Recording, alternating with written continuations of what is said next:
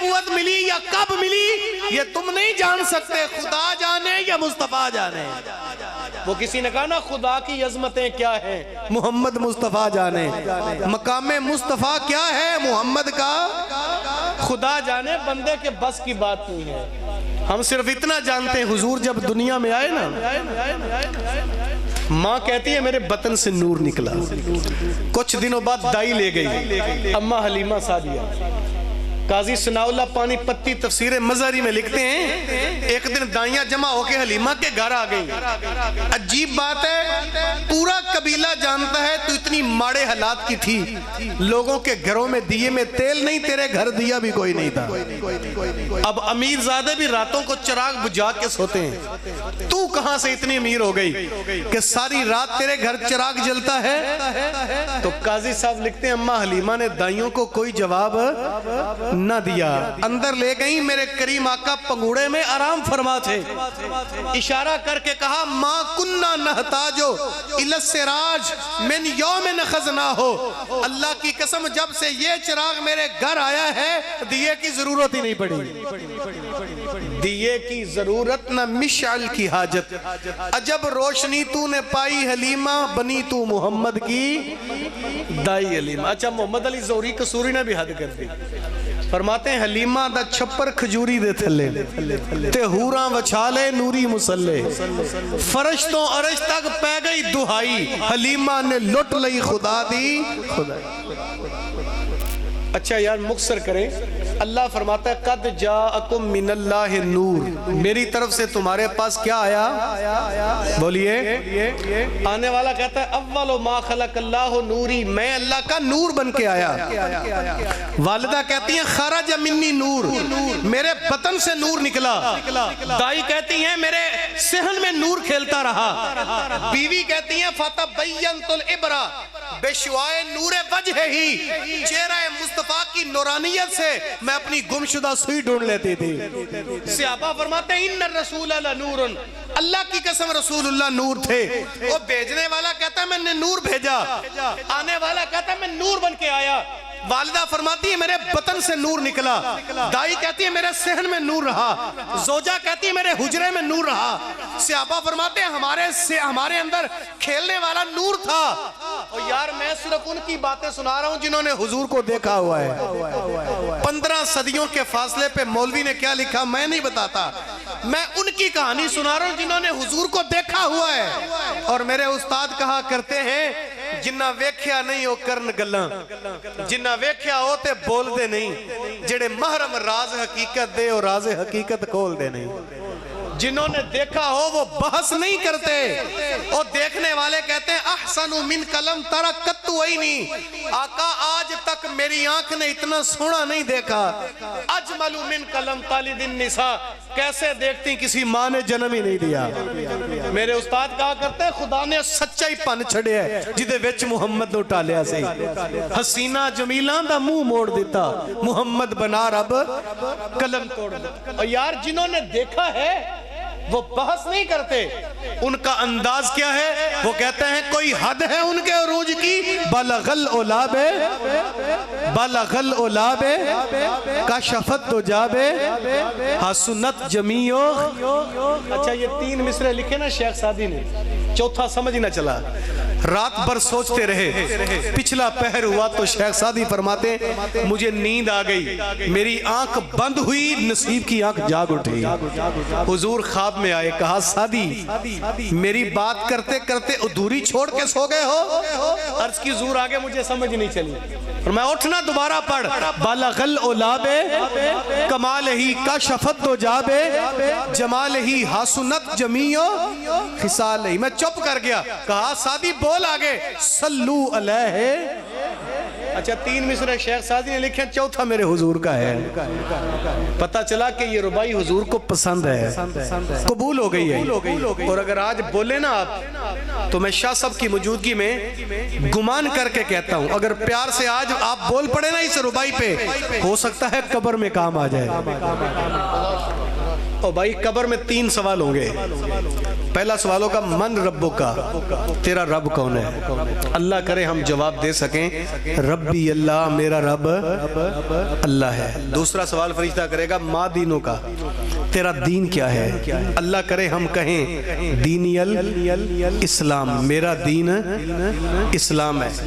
اب 2 سوالوں کے جواب ہو بھی گئے تو فیصلہ نہیں ہوگا, تیسرے سوال پہ فیصلہ ہوگا. جب میرے اور آپ کے کریم آقا جلوہ فرما ہوں گے, جانب رسول اشارہ کر کے فرشتہ پوچھے گا ما کنت تقولو فی حق حاضر رجل, ان کے بارے دنیا میں کیا کہا کرتا؟ بھائی ماضی کا سیغہ ہے, وہ یہ نہیں پوچھے گا اب تیرا کیا خیال ہے, پوچھے گا تو دنیا میں کیا کہا کرتا. بولیے کیا کہا کرتا؟ آج اگر ہم بولے تو ہو سکتا ہے وہاں بول کر کہیں ہم کہا کرتے تھے بالغل اولابے کاشفت تو جابے حسنت جمیعو صلو علیہ. اگر ان فرشتوں سے پنجابی بولنے کو جی چاہا تو پھر میرے علی شاہ صاحب سے لہجہ ادھارا لے لیں گے.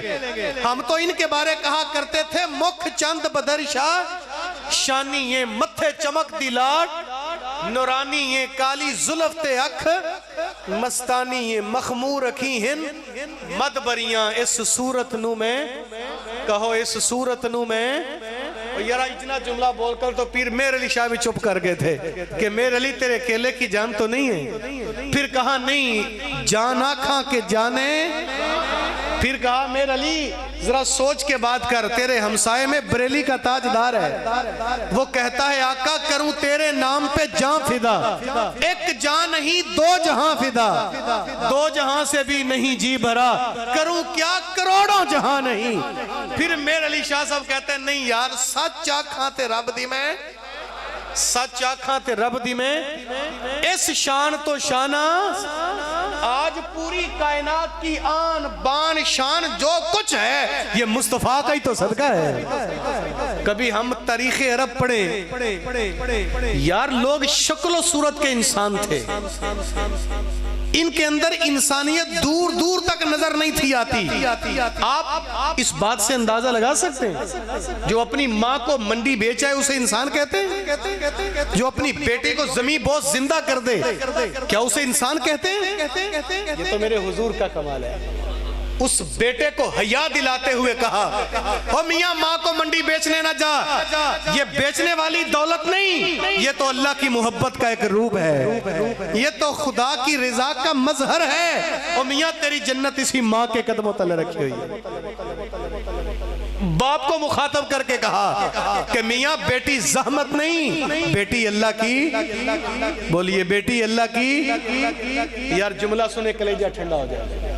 فرمایا جس بندے کو اللہ دنیا میں راضی کرنا چاہے اسے بیٹا دیتا ہے. اللہ جس بندے کو دنیا میں راضی کرنا چاہے اسے بیٹا دیتا ہے, جس پہ خود راضی ہو جائے اسے بیٹی عطا فرماتا ہے. یوں ہی تو میرے حضور نے نہیں فرمایا کہ جو 2 بچیوں کو جنم دے, پروان چڑھا کے ان کو جوان کرے, پھر شادی کر دے, وہ کل میرے ساتھ جنت میں یوں جائے گا جیسے محمد کی 2 انگلیاں ہوتی ہیں. آج اگر ماں کو ممتا ملی ہے تو مصطفیٰ کا صدقہ, اگر بیٹی کو اللہ کی رحمت ملی تو مصطفیٰ کا صدقہ, اگر کسی بہن کو بھائی کا وقار ملا تو مصطفیٰ کا صدقہ, اگر بیوی کو خامد کا اصلی پیار ملا تو مصطفیٰ کا صدقہ, اور یار اگر یتیم کو در یتیم ملا تو مصطفیٰ کا صدقہ, اگر بیوہ کے سر کو چادر نصیب ہوئی تو یہ بھی مصطفیٰ کا صدقہ. یہ کائنات کی رونقیں. میں تو کہتا ہوں اگر انسان کو انسانیت ملی ہے تو مصطفیٰ کا صدقہ ہے, وگرنہ گیلانی صاحب نے تو حد کر دی. وہ عرض کرتے ہیں آقا نہ خرد کی روشنی تھی نہ جنوں کی آگہی تھی, نہ خرد کی روشنی تھی نہ جنوں کی آگہی تھی, آقا تیری رہبری سے پہلے یہ جہاں جہاں نہیں تھا. حضور نہیں تھے تو کائنات میں ہے کیا تھا؟ پوری کائنات میں آج اگر عزتیں ہیں, نور ہے, شعور ہے, سارا ہی مصطفیٰ کا صدقہ ہے. یہ تو ہمارا ہی پٹھا بیٹھ گیا کہ ہم نے دین کو بھلا دیا. یار جو انسان کو عزتیں میرے حضور نے دی ہیں, کائنات میں کوئی عزتیں دے سکتا ہے؟ اگر آپ غصہ نہ کریں تو ہم غلط سمجھیں، ہم نے تو دین کو اتنا محدود کر دیا، ہم نے تو چند نعروں کے گرد دین کو محدود کر دیا، ہم نے سمجھا شاید یہی دین ہے۔ سنیوں کا عشق جب تھوڑا جوش مارتا ہے نا تو ہم اپنے عشق کے جوش کو نعروں تک لے آتے ہیں، اور ہمارا عشق بھی نظر صرف نعروں تک آتا ہے، اور ہم کہتے ہیں غلام ہیں غلام ہیں۔ ہمارا عشق تھوڑا اور جوش مارے نا تو 2 قدم آگے بڑھ کہتے ہیں غلام یہ رسول میں۔ غصہ نہ کرنا، اللہ کی قسم کیا تھا اس غلامی میں موت کی بجائے ہم وہ دین قبول کر لیتے جس دین نے ابو بکر کو تاجدار صداقت بنایا تھا۔ کاش اس غلامی میں موت قبول کرنے کی بجائے ہم وہ دین قبول کرتے جس دین نے عمر کو فاروق اعظم، عثمان غنی کو ذوالنورین اور مولا علی کو حیدر کرار بنایا تھا۔ اور یار اگر غلامی میں موت ہی قبول کر لی، کیا تھا وہ دین قبول کر لیتے جس دین نے بلال حبشی جیسے غلام کو اتنی عزتوں سے نوازا کہ وہ چلتا مکے کی گلیوں میں تھا، قدموں کی آہٹ جنت تک جاتی تھی۔ ہم نے قبول بھی کیا تو موت کو یار، اور یار موت کو قبول کرتے ہو، غلام رسول جو ہوتے ہیں انہیں تو موت آتی نہیں ہے۔ بابے بلے شاہ نے ہمیں بتایا نہیں، عرش فرشتے بانگا ملیاں مکے پہ گیا شور، بلے شاہ اسا نہیں مرنا گور پیا کوئی، وہ کب مرتے؟ علامہ اقبال بھی اپنے یاروں سے کہہ گیا تھا جب میں فوت ہو جاؤں میری قبر کے کتبے پہ شعر لکھنا، مدحت شاہ دین کا ثمر دیکھ لو،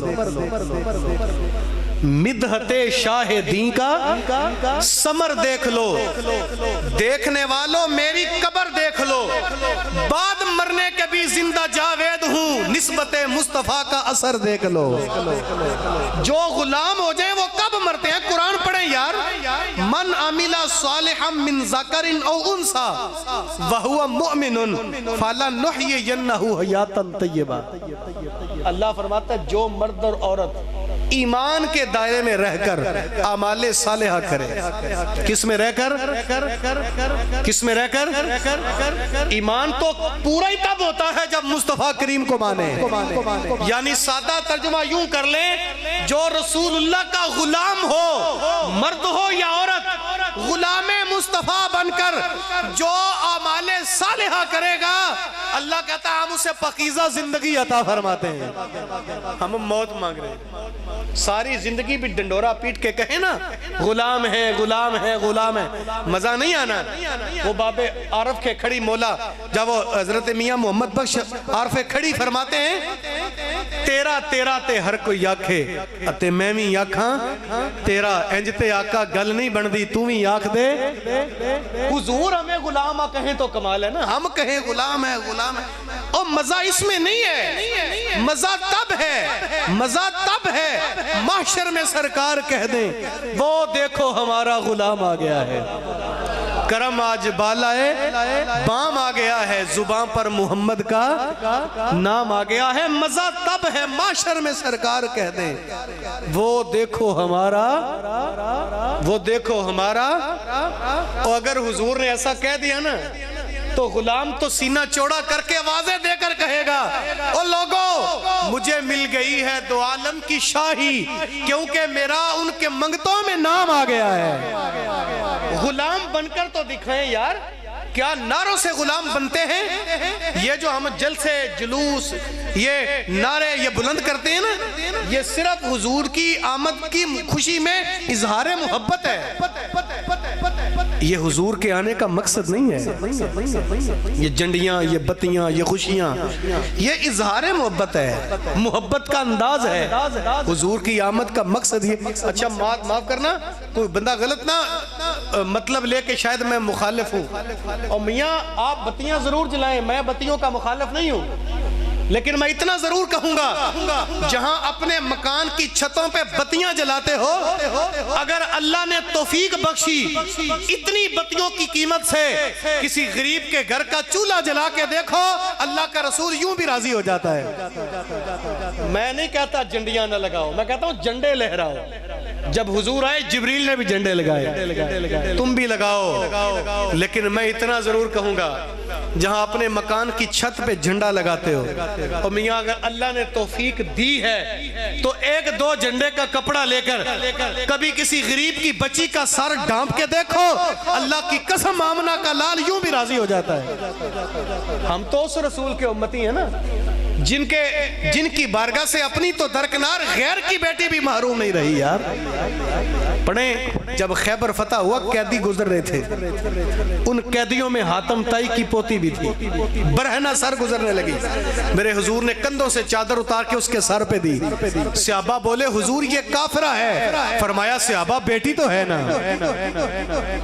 آپ بتائیں یار، جس رسول کی نظروں سے کافر کی بیٹی برہنہ سر نہ دیکھی گئی، جب اس رسول کی اپنی بیٹیاں چوکوں میں، گراؤنڈوں میں، کالجوں میں، بازاروں میں، شادیوں پہ برہنہ سر بالوں کو ننگا کر کے گھومتی رہیں، کیا رسول اللہ کا دل چھلنی نہیں ہو جاتا ہوگا؟ کیا اس رسول کے غلام بازار میں، چوک میں، گلی میں، پھٹے پہ بیٹھ کر گزر